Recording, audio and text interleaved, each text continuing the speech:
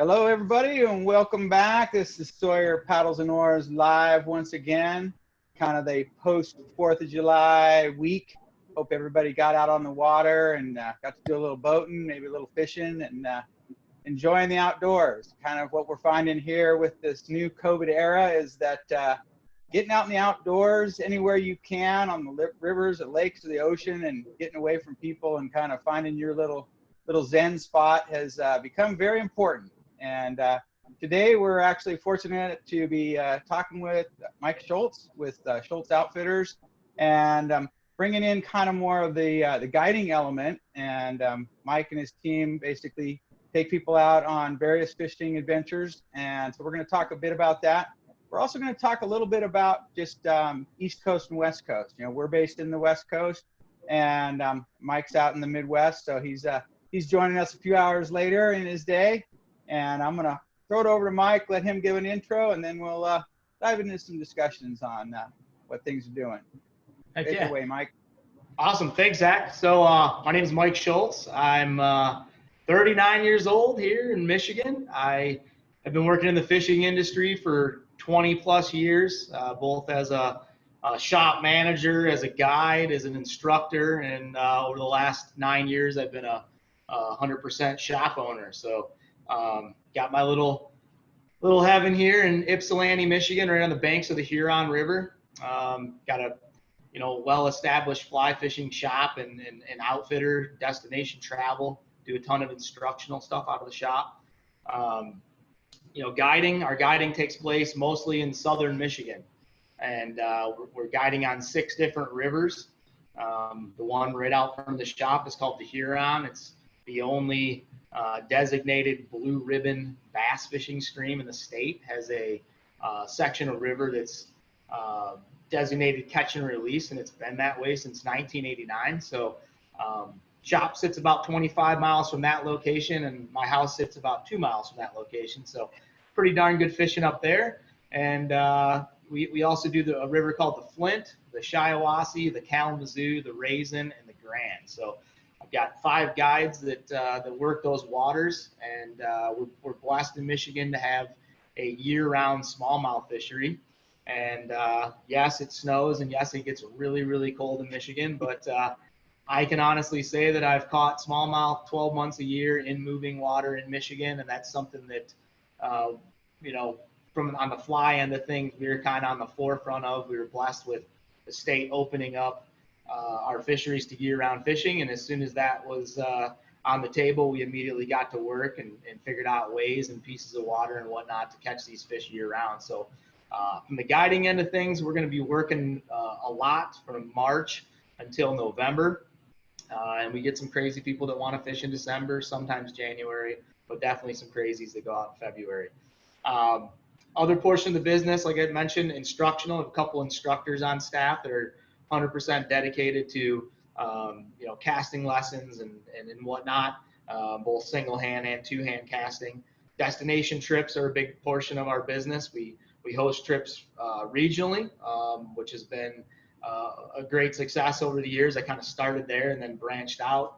We've led groups to Russia. We've led groups to Chile. We've been all over the place fishing for trout and steelhead and smallmouth and muskie and all that stuff. But we do a lot of stuff, semi-regional, Midwest, stuff with muskie, stuff with carp, stuff with smallmouth. So destination trips are a huge part of the business.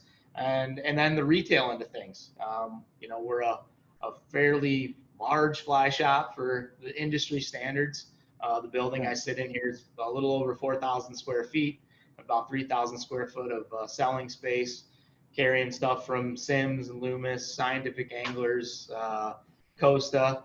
You can, if you need it for fly fishing, it's here. If it's not here, you probably don't need it. So pretty chill group of employees. Got about 12 team members at this moment, and what we're known for around here is being a pretty easygoing shop, low pressure sales, very open with our knowledge and our expertise.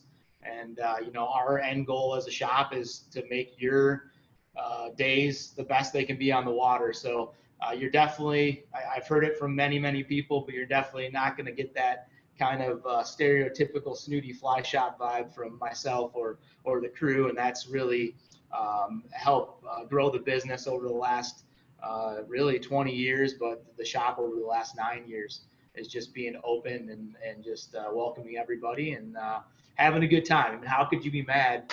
How could you be, you know, doing this for a living? Get out to the water. You know, Absolutely. I get paid to take people fishing. Dang, that's hard. You know, so Right, that's what we're right. up to. That's what we're up to. We're, you know, right now we're pretty much 100% fly focused. But as Zach and I were speaking earlier before we get on here, our goal was to expand into the conventional realm middle of April this year. And the room I'm sitting in right now is ready to rock and roll. We just need product. So the fly end of things is buzzing, and the conventional end of things will spread its wings as soon as we can get product. So that's what I'm up to. Yeah, and let's talk a little bit about that, because part of what kind of brought us together was a combined project with our Artisan series, and basically we brought in Matt Stockton, who is very, very known in your area with his smallmouth bass art, and he kind of jumped on the project, and we had that whole series done up, and Jessica can probably pull that up, that artwork for you. But we were basically ready to launch this, right, at a couple fly shows that you were going to be at, that Tim Laundry was going to be at, and the whole COVID thing happened right at that time. And so those two shows back to back, where the whole release of the smallmouth bass series of ore was going to happen, just didn't happen. And we had Matt on a while back, and talked with him in length on the ores. And part of that series and that whole release is we allowed kind of Matt and Tim to help kind of push the direction, and the benefit of those particular ores as they're selling goes to the Smallmouth Bass Alliance in your area.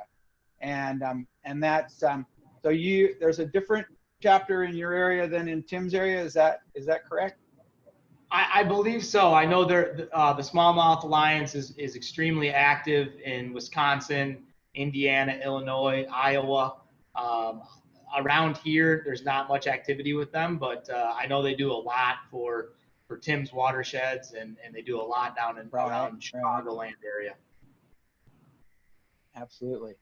And so part of the Artisan series is really making it so you can actually see the artwork that's been fiberglassed into the ores. And so you guys actually have some there at your shop. If someone is in the area, they can definitely come by and get a visual on those. I know Tim has some up at his shop, and actually our sales associate Robert C. up in West Virginia has them. And those are really the only 3 locations right now that actually have the ores available. Besides Matt, of course. Matt has them in hand, and he has actually got out on the water with them. We've seen a couple shots from Matt, so definitely just trying to keep moving that along, and we're going to be kind of continually throwing that banner out there on that project, because it was kind of like a release that never got to be released, right? And so it's kind of one of those constant things where, you know, those ores really are way striking when they're in view in person. Oh yeah. And so beautiful. They're definitely encourage people to come by and visit your shop. And also, you know, part of what we try to really make notice on this discussions is really just that we want people to support local and shop local. And so, I mean, I think a real common practice is even if you're going to fish an area on your own, is go to that local fly shop, you know, pick out a handful of flies from them, and actually, you know, spend a little revenue supporting that shop. In turn, you get some knowledge of the surrounding rivers, and then that's just such a good way to go. And I mean, I think that every real successful fly shop has that element of just, you know, they don't have to give away their private stash, but they can basically, you know, help that person kind of get into those different waters. Heck yeah, no doubt, man. Yeah, we often give away our private stash here. That's a little bit of a thing. We do a lot of custom fly tying and whatnot, and that's definitely one thing the sales staff is known for, is bending over backwards for for the customer. So you might get the private stash if you come check out the shop. Right. And and then another thing that we've basically been kind of dealing with in our industry, and you're dealing with that a bit as well, is basically kind of how do you move the outdoor world into the digital world, right? And we were just talking a little bit before how you guys were doing like weekly fly ties, and now you're kind of suspend that there for July and August because that's your prime time, and you're basically you get busy enough, but it's something you're looking at picking back up as you kind of ramp down out of your season, and we're kind of the same way, is that basically we're trying to keep these things going. We know that it'll kind of evolve a little bit, because right now we're kind of showcasing different shops and different dealers around the country that work closely with us. But at a certain point, it's basically the seasons are going to be winding down, and we're still going to be needing to reach out to folks and introduce new product. And so just like where we had this bass, or that basically the smallmouth bass series that is having this long rollout, is basically like everything in 2021 is basically going to have this really long, slow rollout, right? Because unless you actually go to a store and see it after it gets there, you're not really going to have a lot of, product shows. There's not a trade show anywhere. And so really it's a matter of people going to visit your local fly shop and kind of see what's the new hot tip. So, it's kind of like we'll all be kind of holding our cards of 2021 stuff.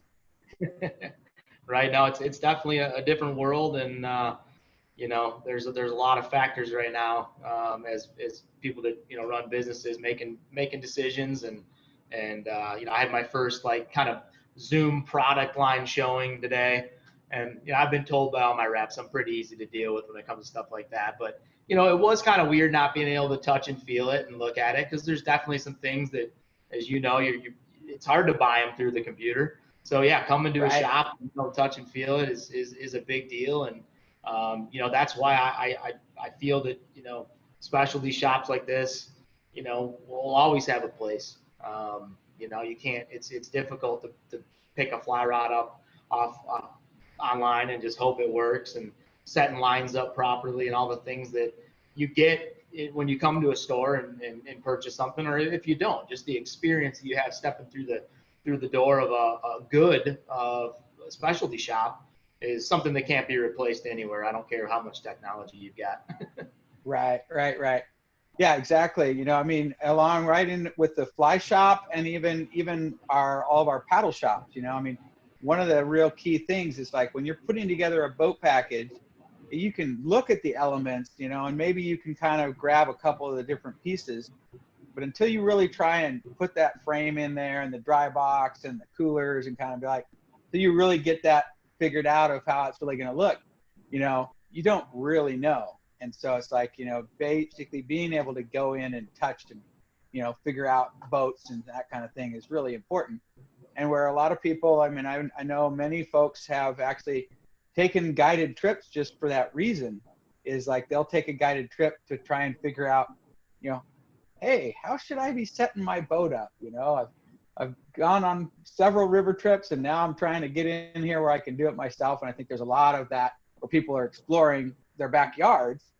And, maybe this year of COVID is when they really buy their first boat, and maybe it's not a new boat, but they buy a boat, and then they're kind of ready to start doing all of those struggles of outfitting it and figuring out, what's the right anchor setup and the right rod holder and where to store this, where to store that, and it's just it gets to become quite a take home project. So no doubt. That's like when you say that, it reminds me of your the customer that comes in the door that is like pulling their hair out because they've tried to gain as much knowledge as they can by looking at YouTube videos and reading online, and it's so confusing.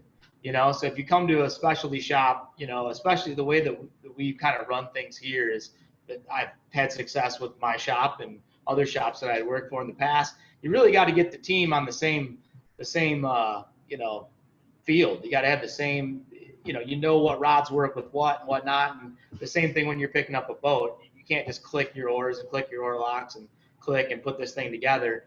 You need firsthand knowledge, and you need to find someone that you trust and you believe in, and stick with them, because there's too much information out there these days, as I'm sure Right. you know. Yeah. There's definitely one of those things where at a certain point you got to get off the couch and get on the water and go figure it out. Like, you almost have to even take that leap of faith and go out there and then kind of go, okay, wait, maybe this oar is a little too long, or this oar lock tower is a little too high, or the where my seat is just not quite right because I can't reach the foot bar on my boat, but there's definitely a lot of that. Just kind of get out there. And I think people are actually doing that right now. Like they almost maybe if they, the 2-week vacation that they weren't able to go, fly into a different country. So now they're kind of like, hey, what's in my backyard? I found this boat online, and, I'm going to go spend a week, figuring out this one stretch of river near my area, and then I think that there's definitely a bit of that as well, for sure. And I think that probably, I think from the folks that we've talked with, instruction is up. People are seeking out the instructional, element of guiding and outfitting, and kind of, finding out in the areas where they can actually learn some of those basics. And so, you guys offer primarily fly casting and that sort of thing at this Yeah. time? So from the lesson standpoint, you can come in and get with a certified casting instructor for an hour, or you can do, multiple hour packages. We definitely have a, kind of lesson in a box type deal where it's one student, $150 for 4 hours. If you add another student, it's $200 total. If you add another, it's $250 total. Add another, it's $300 total. And that's kind of our, gateway program, where it's like we get you in there, supply everything. You show up with a hat and sunglasses and proper clothing for the day, and you're rolling. We like to keep that, price down a little bit, and then you step into guide trips. A half day guide trip's $350, full day guide trips $475. So the guide trips are all out of drift boats. Everybody on staff rows 8.5 foot Dynalite V-lambs, and it's point A to point B hard boat trips. Right. When the water gets super low, there are some smaller tributaries and stuff we'll run rafts down, but it's primarily clack-a-craft skiffs with set up. If some situations we'll use motors, but most of the time it's just rowing. It's just like any guide trip. It's minimum of 8 hours, and last night my guide trip went 12 hours, so I got home at 2:30 in the morning yesterday. But yeah, we definitely a lot of lessons, a lot of guide trips. Both are up for the year. Luckily, I added another guide this year to the crew, so I'm glad we've been able to keep Dan busy and rolling. I definitely. Oops, hang on. Oh, we still got you. I got you. Yeah, I had to sign back in.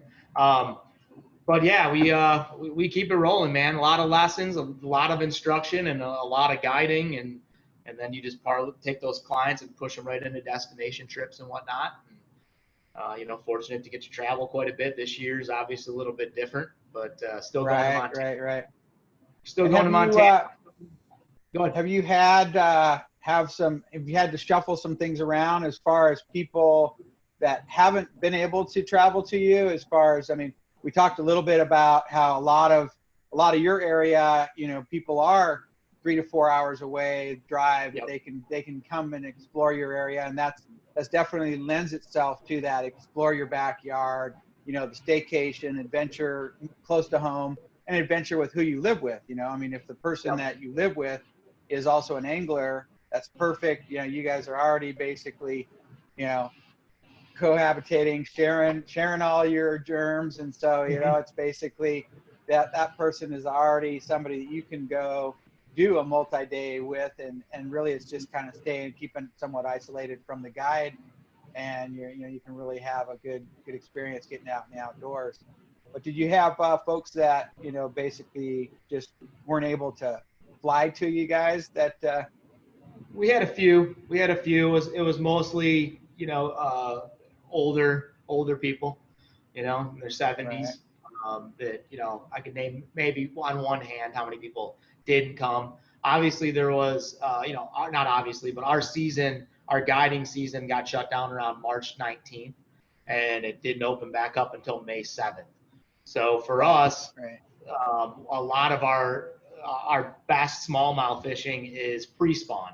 So we kind of missed that whole pre-spawn bite, and definitely put a dent in our big fish count.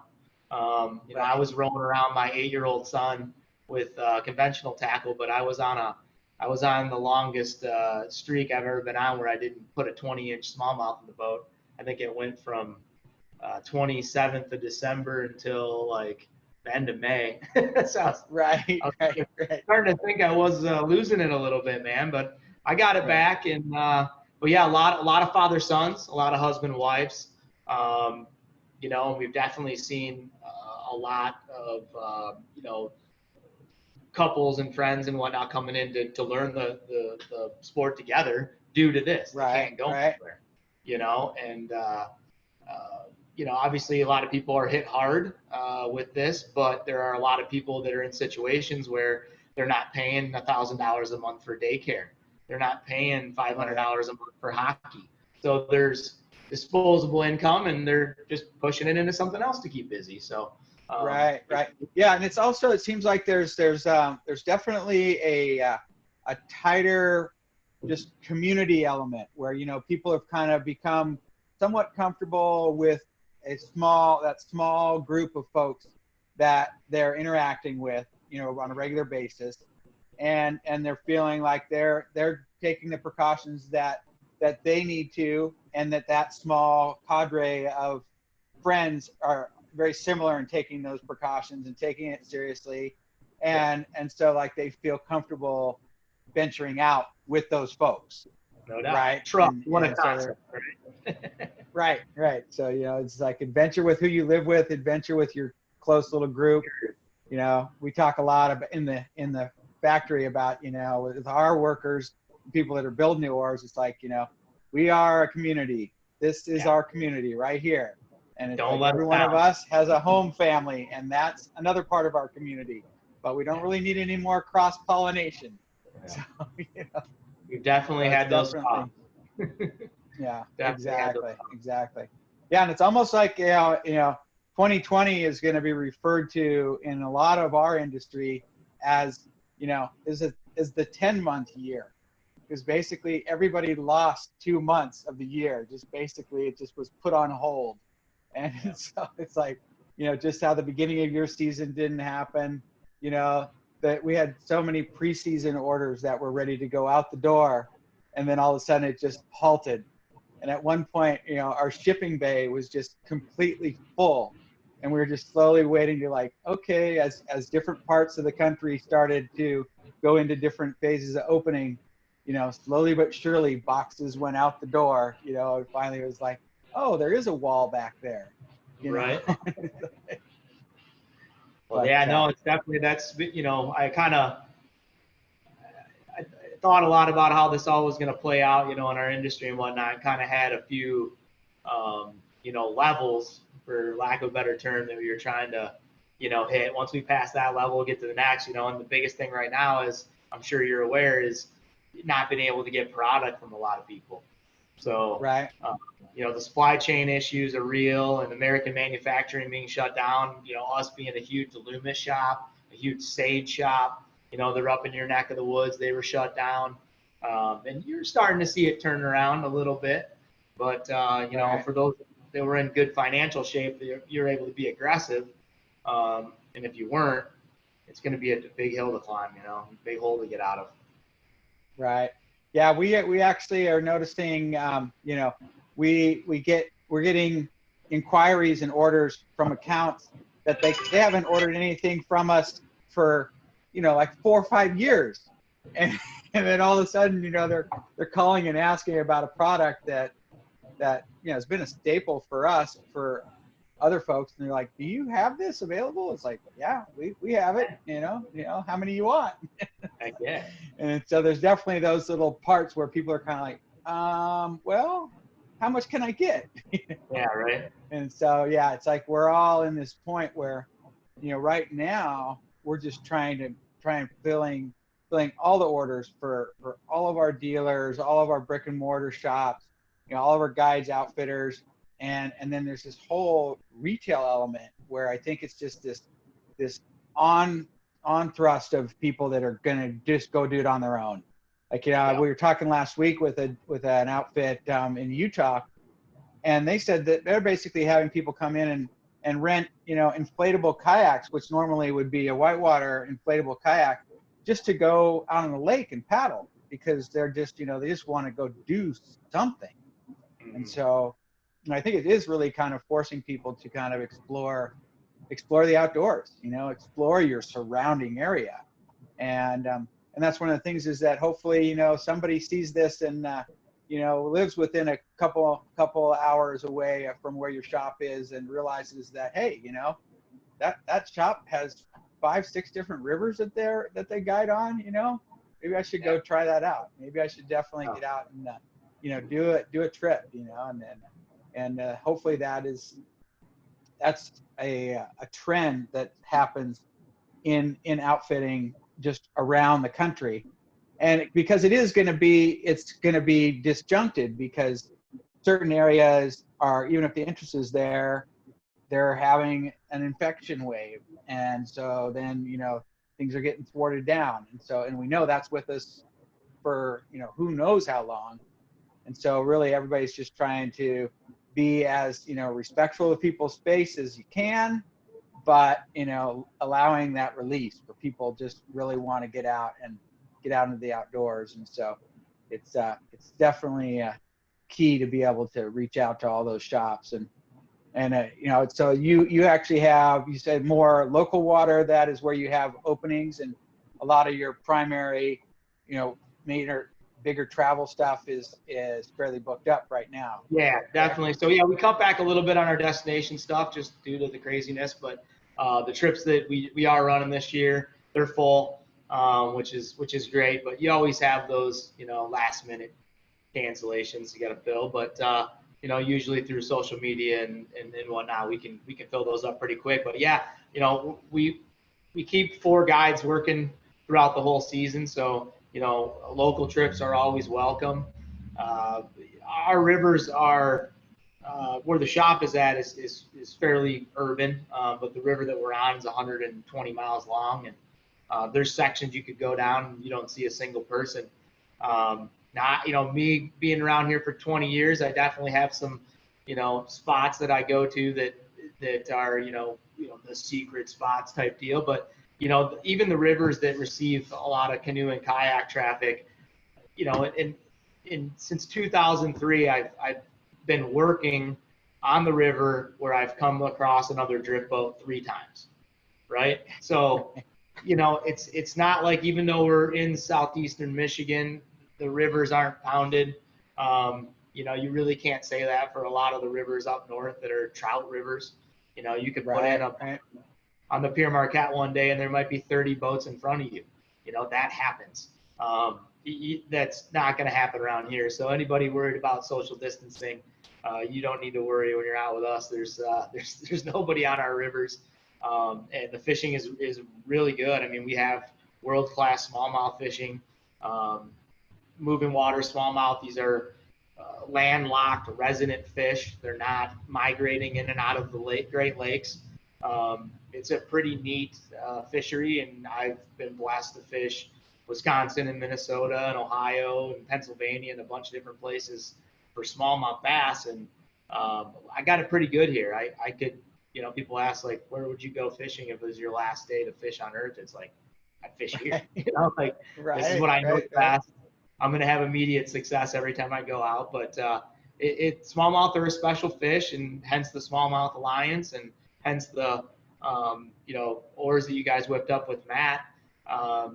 It is a native fish. It takes care of itself. There's no stocking of smallmouth bass.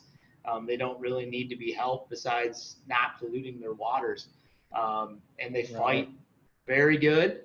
And, I've definitely seen it in trout books and whatnot, people talking about they're easy to catch. Small trout are easy to catch too. If you put in your time you put in your time with intent to go out and target mature river smallmouth, it's a challenging species of fish. Every day is something different. And yeah, they bite hard and they hit a fly, but the next day you go down and they won't even look at it. So, but they're a great fish for new people. So if you're a beginner angler and you're getting into fly fishing, unless you're planning on going out west and going to Montana or Utah or Wyoming or Idaho and watching a bobber as you float down the river and catch a bunch of trout, smallmouth are a great species to target if you're new to the sport, because you can go out and have immediate success catching smaller 8 to 12 inch fish and just get those reps in.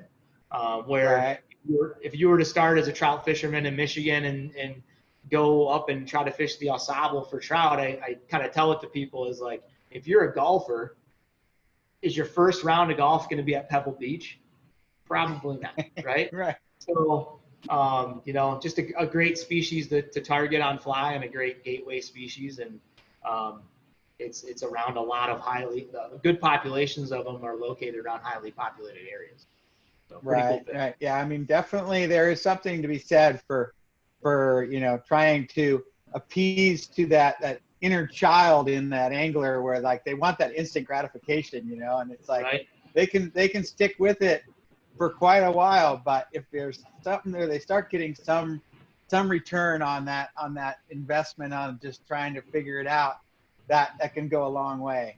And the smallmouth bass fishing, the fact that you have that that whole strong fishery throughout the entire summer is very key, because like we were talking a little bit earlier, is like out here in the West, it's all pretty much anadromous fisheries where we're waiting for migrations, we're waiting for these different runs. And so I go travel to get into trout fishing, and pretty much it's salmon and steelhead primarily around here. And so there are summer trout streams, but not in our immediate area. But the two main rivers that are in our immediate area are mostly just migratory runs of salmon and steelhead. And so it's really loaded a lot heavier in the fall. We know a lot of our outfitters actually fish other areas in the summer and then come back and fish here in the fall. Yeah. But just kind of following those little patterns and starting to figure out what are those areas. Definitely going and fishing your favorite steelhead river. You fish where that run, and and basically get it figured out to where you can have it become productive. But you can throw 1,000 casts and get one steelhead bite. It's like, you see pretty strong anglers that have cast all day long, and finally, oh, that's it. Oh, there it's gone. It's over. Yeah, that's it can be like that in Michigan as well. I mean, we have really strong steelhead runs that on some of the rivers are at this point self-sustaining. They planted the first steelhead in the Great Lakes in 1857. So we've got a pretty cool genetic strains, different fish in different rivers. Right. EM has a specific strain of fish, the Muskegon, the Manistee. Lake Superior has a whole different strain. It's pretty cool. And some days you catch 6 and some days you catch none, but those migratory fish. That's fishing. But yeah, migratory fish are definitely big in the culture here when it comes to fishing and whatnot, whether it be steelhead or salmon. Michigan is an amazing place. If the people that are listening out there have not been to Michigan to visit, if you're into fishing, you've got all your cold water species. You've got rainbow trout, brook trout, brown trout. You have king salmon, coho, pinks, Atlantics. And then you have all your native freshwater fish, smallmouth bass, largemouth bass. You got muskie, pike. It sounds crazy, but the Great Lakes could possibly be the greatest carp fishing on the planet. Like you go out and fish the flats, and it's if you're up in the UP, which is the Upper Peninsula, for those that aren't familiar, I was just up there last week. It's like you're in the Bahamas. Like you walk out down these flats and you look out. If you spend any time in the Bahamas, and some of these places, you swear you're on Grand Bahama Island or you're on Andros. It's pretty neat. So Michigan's a cool place, even if you're not a fisherman and you like paddling and whatnot. There's some challenging stuff up in the UP. Just a great place. I mean, I've lived here my whole life, and I'm not going anywhere. Yeah, well, I mean, I think that ties into a lot of what we're seeing is basically people like small craft. You know, people are definitely into getting that kayak or that canoe, or getting that small craft that them and a buddy can go out and start exploring. And yeah, I mean, we've been talking a lot about fishing, but definitely just getting out and exploring rivers. You have so much water in the Michigan area that's around you that people can get out and just enjoy the outdoors, and that's kind of the theme of what's ringing true in the summer here of COVID is basically get in the outdoors, get away from crowds, get out there and adventure with the community that you already live with and trust with, and, visit the outdoors and explore your backyard, Heck yeah. And definitely, where you are, people are, there's quite a few folks that could drive to your location there within, 3-4 hours, a couple hours even is not bad for a day trip, No doubt. Yes, last night I had a couple guys from Columbus, Ohio area. They came up for the day. Nice. But yeah, no, it's what the heck's going on here? Hang on a second. I know you can see me, but I got trying to log you out. Well, I think we're gonna start wrapping it up here. Anyhow, Mike, I do want to have Shishka put up your guys' contact info so folks can find the shop and they can reach out to you, obviously on your social media channels, but also at your website there at SchultzOutfitters.com. And come check out the fly shop, check out some of your local trips.